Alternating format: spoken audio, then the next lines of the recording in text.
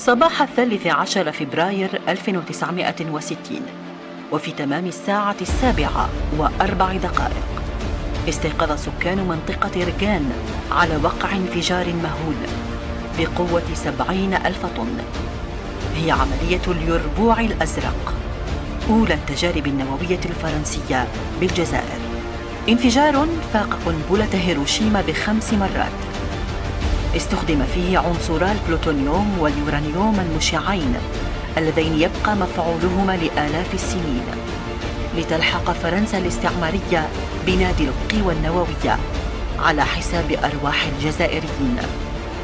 تجربة أولى تلتها في ظرف 6 سنوات 3 تفجيرات جوية أخرى في رجان.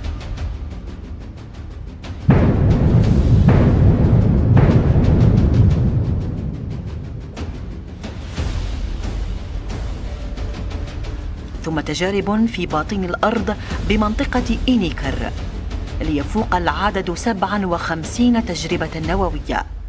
اعترفت فرنسا ب17 منها فقط. الحصيلة أزيد من 42,000 جزائري، بينهم أسرى استخدموا كفئران تجارب. محرقة إنسانية وبيئية لا تسقط بالتقادم، آثارها حية إلى اليوم.